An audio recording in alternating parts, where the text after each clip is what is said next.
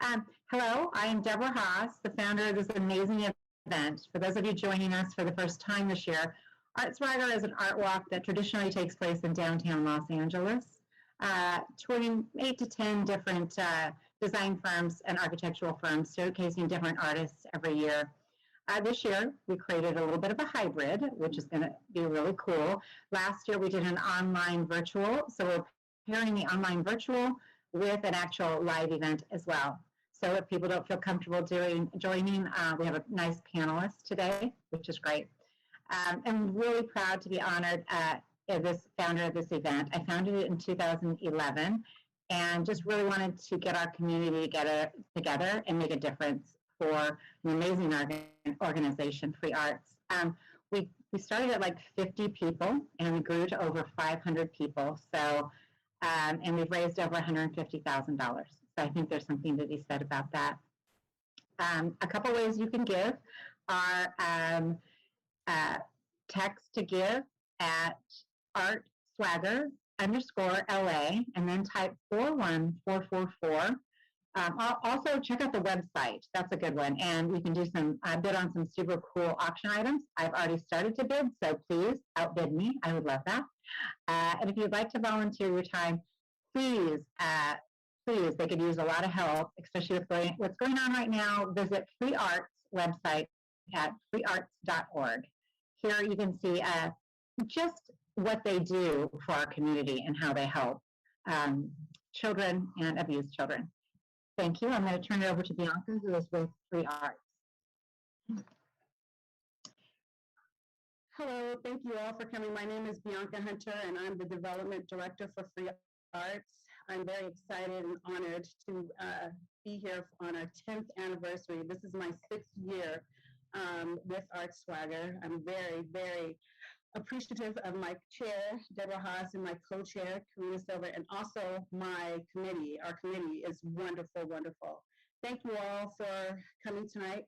I'll say it short and sweet. Deborah basically told you a little bit about our organization. Free Arts assists children that are abused, victims of abuse, neglect, homelessness, and now we're seeing rising cases of sex trafficking.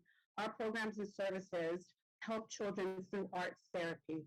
As a result of the pandemic, we somewhat expanding, we're tapping into mental health and bringing resources to children through art to be able to help them use their trauma and turn it into triumph.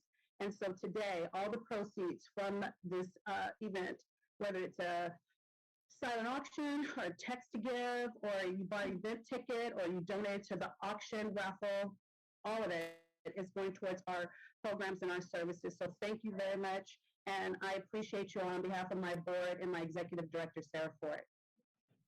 Hi, friends. I'm your co-chair, Karina Silva. I've been part of Art Swagger for quite a few years. We've spent a lot of time helping and growing the team. And, it's really the team that makes this event possible. We'd like to thank also our sponsors. First, a big, big thank you to our Decenniary sponsor, Architectural Services. Our event sponsors 444 South Flower and People Space for hosting our events this afternoon in person. And a big shout out to Shaw. Yes, definitely. And Hayward, who has helped us with a lot of the furniture. Our title sponsors, OFS and Neutron, your donations are invaluable. Thank you to our best friend sponsors, Armstrong Ceiling and Wall Systems, Creative Materials Corporations, Holman, Milliken, and Mosa, and finally our friend sponsors, SCI Lighting Solutions, the Bonfire Group, Armstrong Flooring, Arcom, Studio Other, EYP, Lightville Design, Herman Miller, and Hartwell Financial Services. Deborah and I cannot put this fundraiser on alone. Our committee members have dedicated their time, skills, and hard work. It's really a team effort, and the team stood up the last few weeks as we work to make this a successful event. And before we kick off, we'd like to share a quick commercial from our Decenniary sponsor, Architectural Services.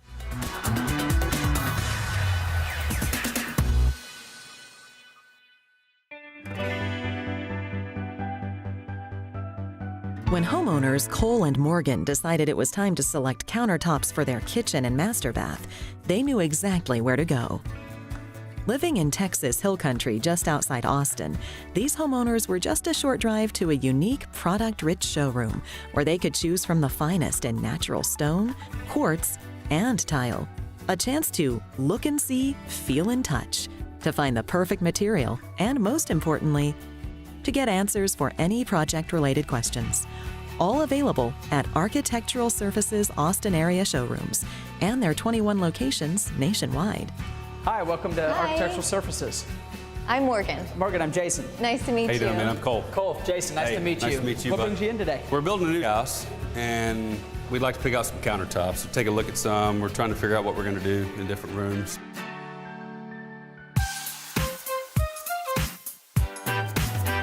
These savvy homeowners knew one of the smartest home investments they could make was in their kitchen and master bath. This is a large facility. We actually have 21 facilities around the country, kind of coast to coast, that all have very deep breadth of inventory of both natural stone, quartz, and tile. I think that's a wonderful choice. Cole and Morgan came to Architectural Surfaces where they were focused on master bathroom and kitchen selections. Next selection that I thought would work well for your master bathroom to help pull out some of those gray tones in the floors and that white In the tile that you have. bathtub, yes. Ooh, that would be Gosh, great in the master. that is beautiful. So this is also another marble natural stone. This is actually from Brazil. Choosing top quality materials and making choices that not only fit individual taste and lifestyle, but ones that fit a budget is paramount to this husband and wife's get it done right the first time attitude. Babe, this would look great in the powder bath and maybe even the guest small upstairs bath too. I Yeah. love this. Yeah. No, I really like that one a lot. Me too. That's great. As an independent fabricator and installation expert, Azaz Tour knows the benefits of working with a large company like Architectural Surfaces. Architectural Surfaces not only has a great facility, but they always have a huge stock of granite, quartz, marble, quartzite, and it's kind of a one-stop shop, you know, where the reason that I recommended Cole and Morgan to go out there is because they have a giant selection of quality stone. Not only do they have quality stone, but they also have a lot of designer colors to where you can get some of the best looking, trending items on the market. So, how did it all turn out? Well, Cole, Morgan, and Azaz put it this way. Man, Architectural Surfaces really just nailed it. I know, it looks so good in Super space. impressed with this quartz project, this Lute Lumen. I completely agree with you guys. You know, Architectural Surfaces, you know, best in class products, best in class delivery, which means I get it faster, you get it faster. You guys have a beautiful home here. Product selection was amazing. The Lute Lumen, I mean, I think everything just came out. You couldn't do it any better. You guys want to check out the master? Yeah, let's go check it out. do it. All right. Man, this bathroom looks awesome. Thank you. Oh, we love how it turned out. We got some beautiful shadow storm from Architectural Surfaces. You know, there's a fabricator installer. It's one of the things I really like is for clients like you guys, we can always find, you know, designer type stone there. And with it being Brazilian marble, you guys aren't going to have to worry as much as you would with the Italian marble. So it's a little more durable, you know, with your makeup products. And I think you guys are going to be happy with the way that it lives in the house. Oh, I think so. I love the color. I think it really ties this room together Yeah, with this the tub's gray awesome. tub. Making customers happy, from fabricators to homeowners like Cole and Morgan. That's what Architectural Surfaces promises. Local soul from coast to coast. The purchasing power of a national company, optimized delivery networks across the country, and a whole lot more. To discover the more for yourself and where to find a showroom in your Hello, area. everyone, and welcome to our panel discussion. I'm Roxanne Rose, an interior designer at HY Architects. And I'm Brandon Guzman. I'm an architect and interior designer with EYP. We will be your moderators for the panel discussion today. And we collaborated with some amazing artists and fellow design professionals to talk about blending art and architecture, as well as how recent events have shaped the way we work together. We also had an opportunity to speak with one of the artists participating in the auction, and that interview will be featured on the Free Arts YouTube channel, and a link to that will be shared with you after. And throughout the course of this panel discussion, you'll have an opportunity to ask questions of the panelists yourself. Just go to the Q&A section to submit your question. Without further ado, our panelists Tony Kaye, whose song you heard a little earlier to kick off our event. Nobody heard the song because Katie Kimmel. I loved the song, Tony. I hadn't heard it yet. And Ben Marcus. It never finished. It's like a story. You have to get to the end of it. Anyway, Okay, I'll revisit later. I mean, I'm but an amateur. But anyway, it's very nice of you to say that you like it. With all that said, would you each like to say a little bit about yourselves? Katie, would you like to start us off? Yeah, my name's Katie Kimmel. I'm a ceramic artist. I live in the northern Mojave Desert in California, and that's my spiel. Tony? Yeah, my name's Tony Kaye, and I'm a director, and I'm in New York right now in a hotel room, and it's very small, the hotel room, and I'm happy to come back. I felt guilty for leaving, and that's it for now. I hope to say something of use. Great. Ben? I know you will, Tony. Ben Marcus with Gensler, Los Angeles, coming up on my 10th year with Gensler here in LA. I'm primarily working on public spaces, both for buildings on the interior and exterior, both office and residential, trying to find ways to kind of bridge the gap between home and work and bringing people back to the office and together and collaborating. And happy to be back another year to have an interesting conversation with artists and architects. And I think all of my project work at Gensler is always looking at ways to incorporate art into the architecture and to complement or highlight or supplement the design work that we do. Thank you for that introduction. Now let's get into something a little bit interesting. The first item we kind of wanted to discuss in a more positive way is, what have you each discovered in the last few months or the last 20 months or the last 2 years that brings you joy and well-being?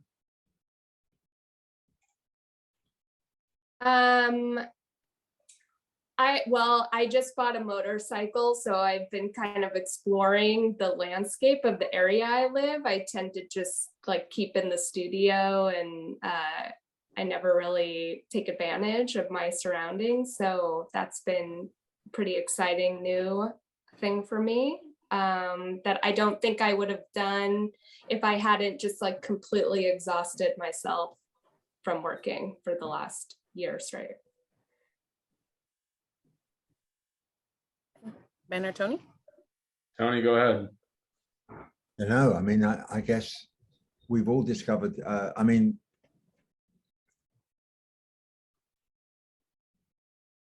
Katie lives in the middle of, no, I mean, I didn't know Katie before this whole thing started, and she lives in the middle of nowhere. So she's in that sort of isolation, you know, or choice. I live with my family in Los Angeles, and you know, I've been I mean, I live with my family, but I've been in lockdown, a different kind of lockdown, you know, from the rest of the world for some years, but I'm not anymore. And I think I've learned about it's although it's been a terrible time for the world, I feel that it sort of enabled me to get, I didn't feel I was missing out on anything, which I enjoyed.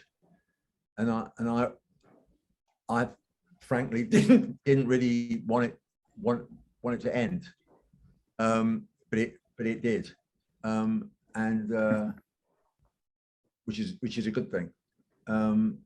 But I don't know really. I mean, it's completely mad, isn't it? I mean, the whole world is completely mad. I'm old, so I've been here a while, and I'm in New York, you know, and I was here on 9/11, and you know, that was awful and mad. And now you know, the whole world's been through this pandemic.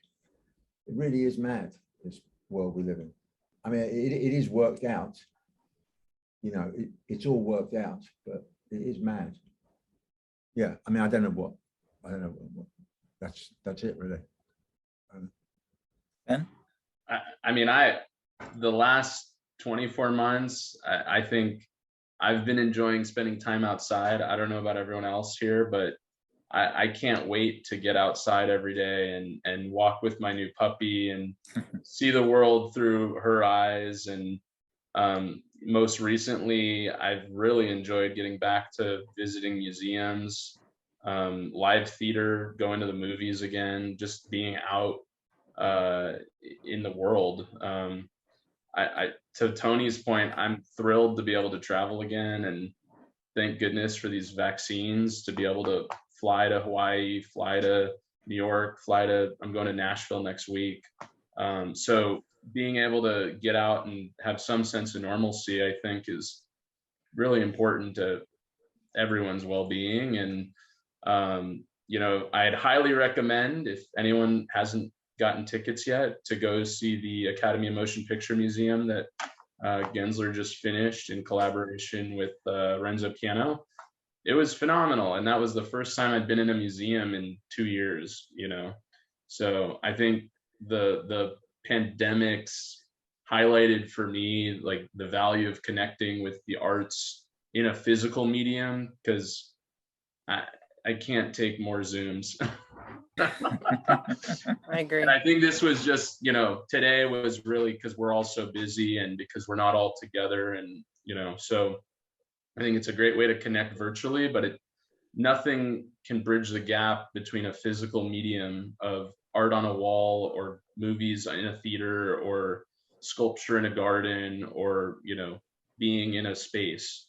And I think the pandemic's made us realize that more than ever. Okay. Great. I enjoyed, I went to the Academy Museum recently as well. I think it was opening weekend. Spectacular. I recommend it highly. And it was nice to have two of my favorite things in one building, like a museum and the art of film together, and the architecture too. Yeah. So kudos to Gensler for that. Shameless plug. Yeah. Next thing we wanted to touch on was that I want to know what you discovered, what you discovered over this past 24 months, how it's changed the way that you look at your work. Has there been a transformation in your work, or perhaps even a different focus than you had before? Yeah, I'll start it. I'll just keep starting. Thanks,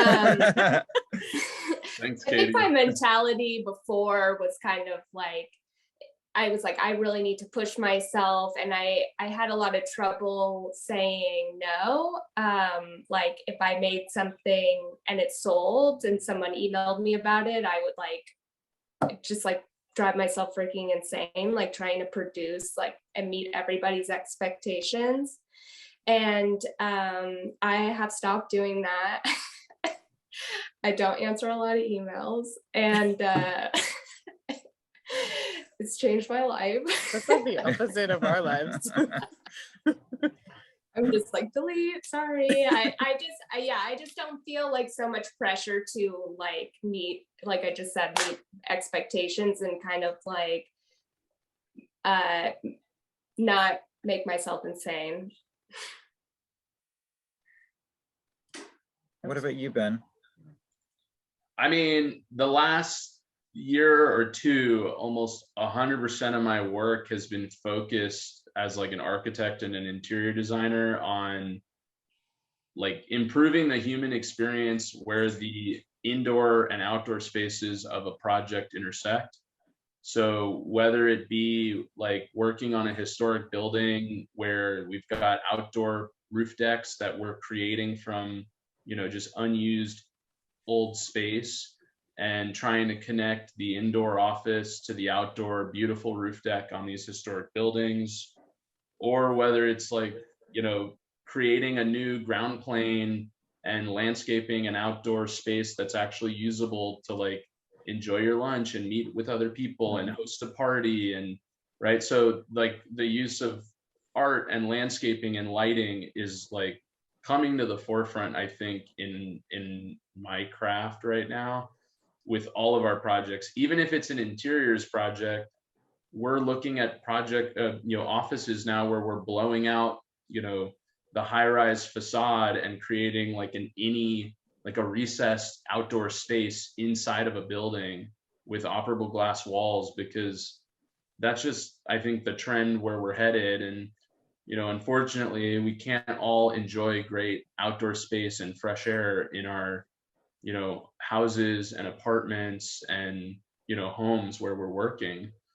And so I think like, the transformation of my office and team and my personal work is like, the core is just how do we draw people back together again, and how do we design spaces that are sensible for a post-pandemic like hybrid lifestyle, because we're not going to be living this like hermit life working from home by ourselves forever.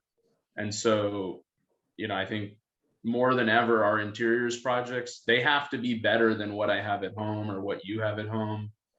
They have to have, inspirational elements from art and sculpture in the work environment. They have to have that connection to the outdoors, whether it's through biophilia or fresh air or an amazing plaza that I can go outside for, and take a meeting or meet with a team member or meet with a client. Our focus is now about employee experience and how do we entice people back together, not how do we design an award-winning project. I mean, that's always like the gravy, but we need to create spaces that are nicer, more inspirational, more collaborative, more productive, and more inviting than what is behind me at home. And until we do that, like, we're going to be in this rut of post-pandemic blues indefinitely, I think. You know what everybody loves? A swim up bar. Have you tried that? That's the perfect segue, actually, talking about connecting the spaces and everyone kind of getting back together to replenish. So what are things you do to replenish your creative skills and how do you replenish to make sure that with all that's been happening, you stay in a good space creatively, professionally, in any way? I think that when I'm at home, like, I'm always working. And so something that I do to like force myself to take a break and like build up more artistic stamina, I guess, is to just like physically exit my house and go on little day trips, or I don't know, just go visit family in LA. And that's been, I mean, after this whole year, it's like the best, it's the most exciting, best thing on earth. Even I went to a mall and I was like, this is great. I was like, I might as well be at a swim up bar. What about you, Tony? I mean, I think you appreciate other people more. I think, it didn't really affect me in the slightest, really, with my work. But what I have found is that, you appreciate other people more. Other people appreciate you more. People are nicer to each other. Whenever you go past anybody, wherever it is, I think it's been a connective time. The virus, it got everybody. Everyone became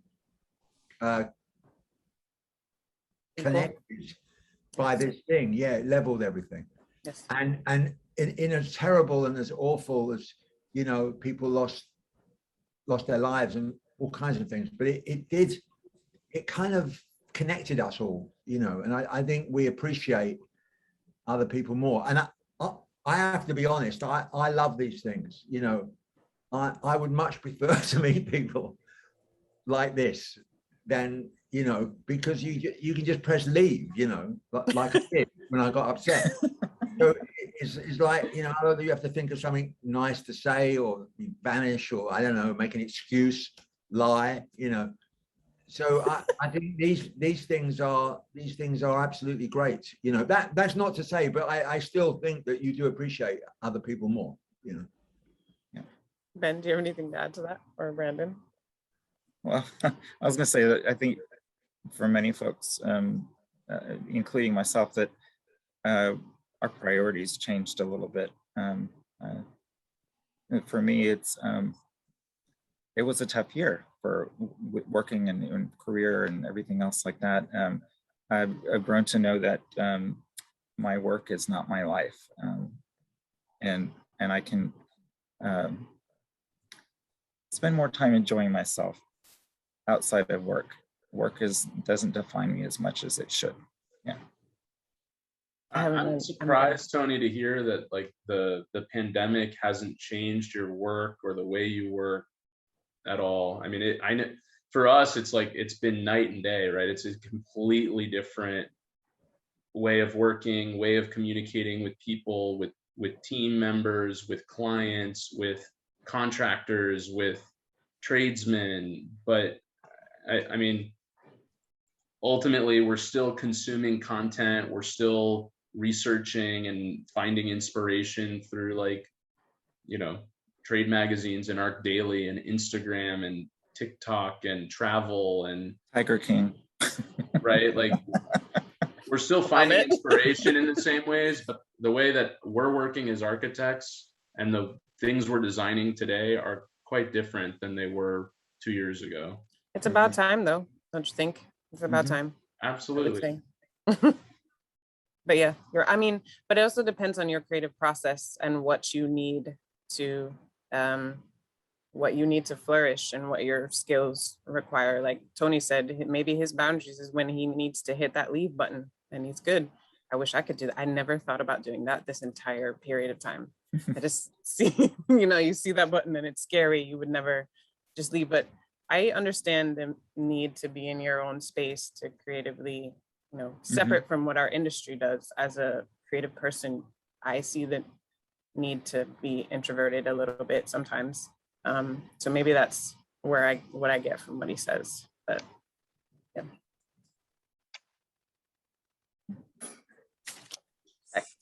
yeah. Next topic. Yes.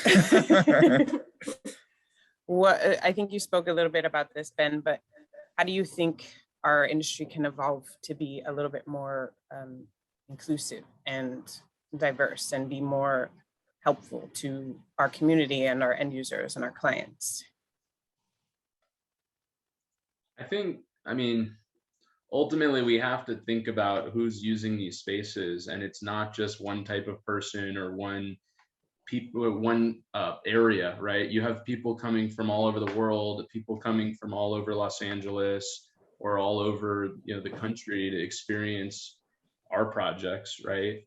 And so whether we're designing an office space or whether we're designing a residential project or something in between, like all of my work and I'd say all of Gensler's work is like striving to improve the quality of life for everyone, not just the elite people using the property.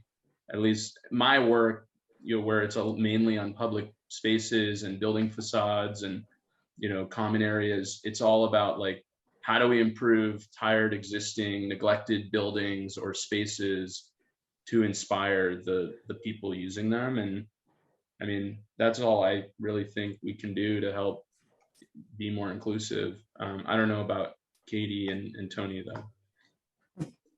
Maybe you have a different perspective on it. I mean, well, I feel like I'm in a completely different industry. So like for me, end user is just like, I guess the equivalent would be like my artwork in their house. Yes. So if more people want to buy my art and put it in their house, then you win. Yeah, then that's great. You have anything you want to add? Sure. Yeah. She's putting me on the spot. I would have to say kind of along the lines of what Ben was talking about in architecture and interior design is bringing those collective spaces for people to gather again, I think are going to be very important going in the future, and trying to break down those barriers between the haves and the have-not. I think every public space should be for everyone, even if it's on private property. And then the other thing that I'm hoping that'll change is not spending, an hour or two in meetings trying to figure out parking. We should be figuring out where people are going to go, and how people are going to interact with the space. Cars are not people. Yeah. That's a good point. Yeah, I like that. Okay, so I figure this is a great culmination, so everyone can participate in this question.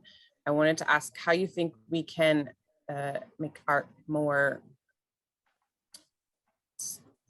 inclusive of younger. So say there are younger generations wanting to learn more about art, but for whatever reason, their circumstances don't necessarily allow for that. What are ways you think we can encourage and inspire them to explore their creativity, whether it's career-wise or just in general? Tony, you answer first. I want to hear your answer. Okay, I have I've got 4 daughters, and one of my daughters. Okay, I okay, so okay, okay. I mean, no, I'm not going to, because my daughters went to this school, and the school is kind of posh, and it's kind of, one of my daughters is I shouldn't go in it, I shouldn't, but I was horrified. I was kind of horrified that their, the creativity is not, to me, I mean, my daughters are kind of, most of them are horrified by me, but I was horrified that the school wasn't, the art lessons were relegated to, beneath the dustbin, and I found that to be a great shame, because I just found that to be great. I'm not saying when I went to school in England, my school was particularly, and I went to art school when I was about 15. I left the normal school, but but I was kind of horrified that it wasn't, it didn't have any worth. It's lacking. Yeah, you're right. It wasn't lacking. It was invisible. Oh, it was invisible. Yeah, I remember getting letter grades on like drawings in high school, which I thought was at the time I wasn't even that like emotionally invested in it. Nope. But it just felt weird. It's like they're trying to shove art into like a traditional like academic curriculum, and it just shouldn't. They should exist like side by side. But I don't. That's true.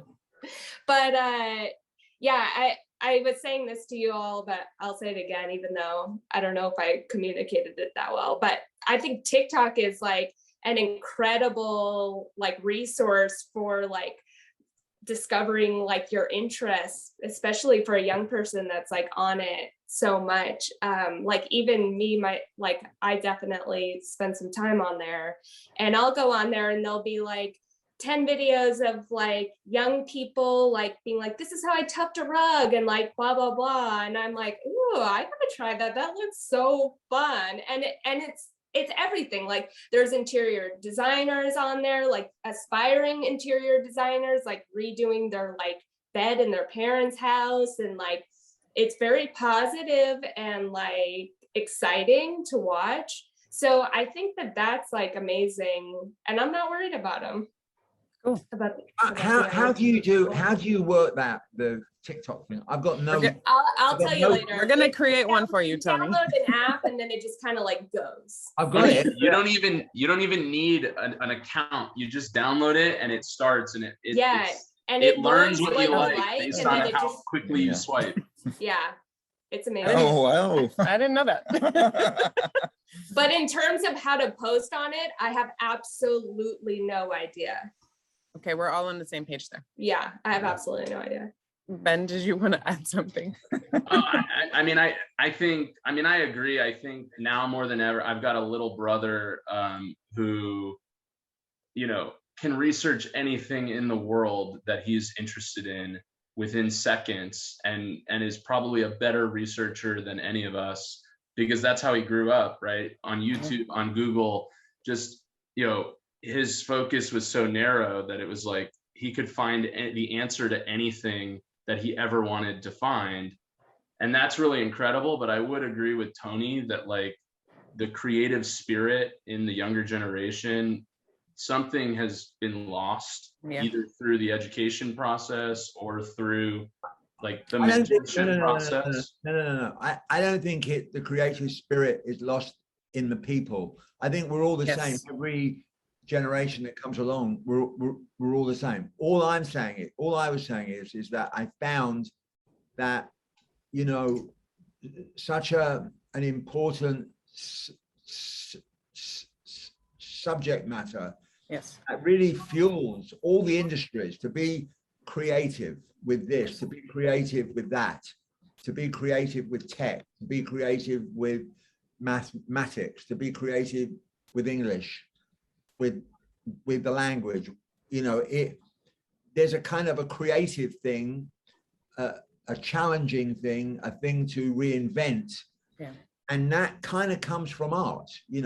Einstein was a violin player, you know what I mean? And that fueled him to, I never knew him, but it fueled him to do those things, I think, and a lot of, Warren Buffett, who's been tremendously successful in the kind of money-making world, is a musician, and he, you know what I mean? I'm sure his the way he does things is not quite the same as what he's looked upon his craft in a different way because of that. And I don't think people in schools really realize that. I think education is like, honestly, is not just this generation now.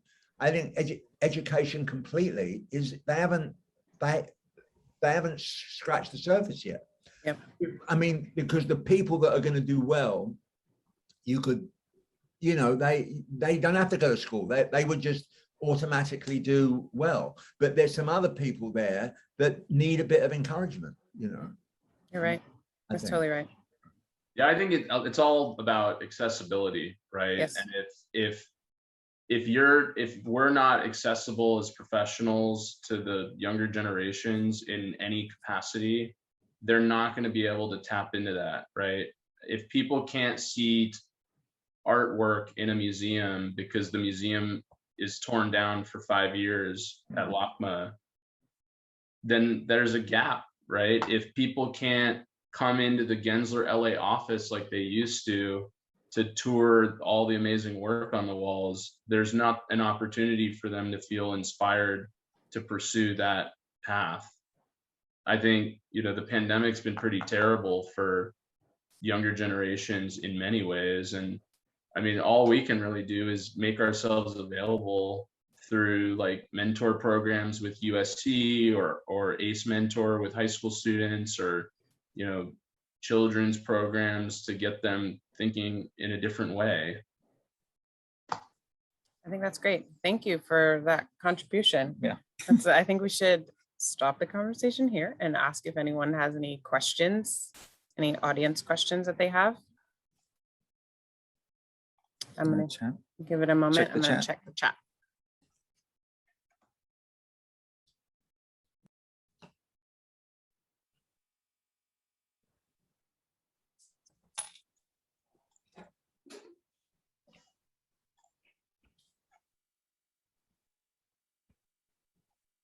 So what's happening? We're looking to see if there's any questions from audience anybody questions? that's watching. Yes. Doesn't look like there is. Doesn't look like there is. But if you feel free to go ahead and ask a question. One thing I did want to ask. Do you mind me being rude? is there an audience? Or is it Of course, I there's was an asking audience. myself. I'm the good same either thing. way. Tony, you got 24 participants right here, so I don't mind. I'm enjoying the conversation. So Yes, I Yeah, think this yeah. is a great conversation. I was going to say that speaking of these mediums as online mediums and being able to connect with people, I think that one of the things that's come out of this pandemic is that there's such a creative force here in LA, and working with the AIA and doing some of these learning unit things that we're getting people from across the country that would never have access to some of these programs before. So there's a lot more out there. Los Angeles is the best place in the whole world. The whole world. I knew it when I was 4, and I saw it on the TV on my little light. You're right, Tony. You are right. And the cinema. And I think it's the center of the art world right now too, And it's for the 21st century. It's owning, and now more than ever, it's the best place. I mean, I don't want. Have you been to the middle of nowhere? 'Cause it's pretty great too. I consider where you live part of Los Angeles, actually. I like that answer. I like that answer. You just live on the outskirts. I mean, Yeah. I think, I mean, it's Los Angeles. I mean, Los Angeles is a desert, right? And you're just the bit that they haven't built yet, right? More dirt part. You're where you Yeah. live. Yeah, we have pistachio farms. Yeah. Oh, Yeah. God. Yeah, That's so that good. sounds good. I think If I would you say lived too in that your- even if you lived in your desert and New York was around the corner, well, actually, New York is kind of cool, but not like LA. It's not the same. But I think if you lived in your desert near New York, it wouldn't be as nice. That would be chaos. That'd be great though. Yeah, it would be great. I mean, Okay, I want to thank you all for this really great conversation. I hope it means a lot to you. I know I did not have exposure to this when I was in school as even a student to observe something like this creatively. So thank you, Katie and Tony and Ben, and thank you to everyone who was listening in today. I hope you enjoy it. Huh? yeah, thank you for having us. You It's want a to wrap. stay? It's a wrap. That's not me, the audience. I want you to prove to me that there is an audience. Okay, I'm gonna email you I some want you to questions. reverse the cameras, and I want to see the 24 people. Okay, let me go take some pictures. Don't tell me there's 24 people there and there's not a question, a single question. That means we did a terrible, terrible job. No, we did a great job. I'm gonna go take a photo of the audience. I don't think there's anyone there. Positivity, Tony. I don't know, Jeff. Are we able to get everyone to show them? Yeah. Oh, they're typing to us. They're saying They're hi. typing, we're here. They're typing. See? Look at We're that. here, Tony. don't worry. There you go. That's just one. Who's where? That's one person, right? 2 people. No, it's No, a they're whole bunch of coming in. people. All right. All 3 right. people. Thanks, Thank you. everyone. All right, thank you. I'm Thanks gonna for press having me. leave. Okay. Ellie, Bye. All right, thank you. Thanks Bye. for everybody for Take listening. care. I have 2 color cameras in my head. I'm spinning around the sun.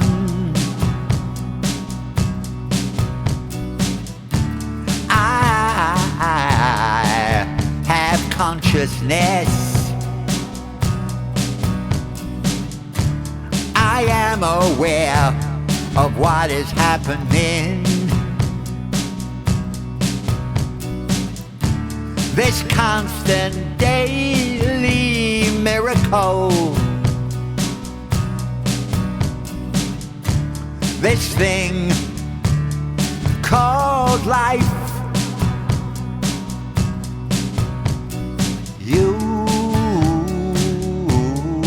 Use it.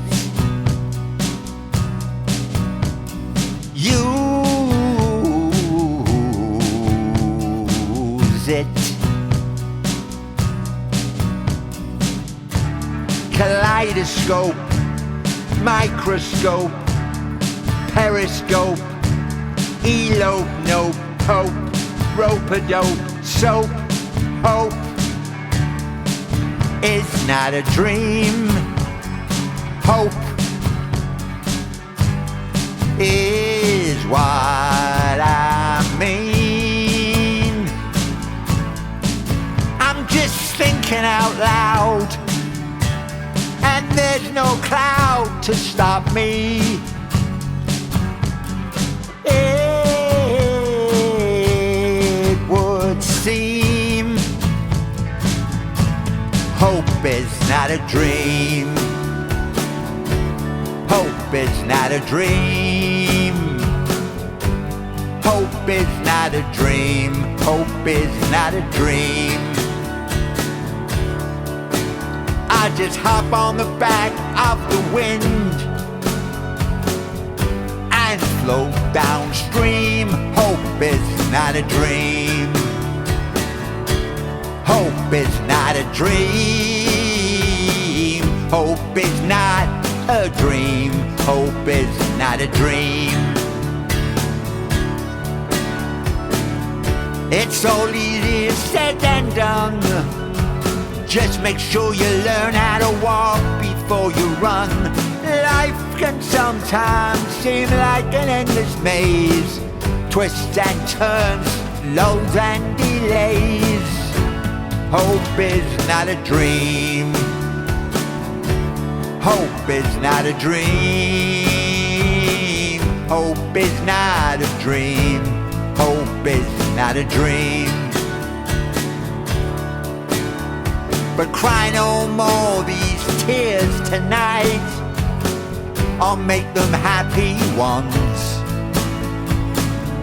Tears of laughter, ha ha ha. Cut the bullshit and the blah blah blah. Hope is not a dream. Hope is not a dream. Hope is not a dream. Hope is not a dream. From the heart unto the sea, touching on the way every extremity. It sits in waiting in my soul, and it never stops, not at all. Let's make sadness a ghost from the past. Then it will not linger, neither will it last. These are the truths that we must not ignore. I wrote them on my wall and they're worth fighting for. Hope is not a dream. Hope is not a dream, and you must know by now just exactly what I mean.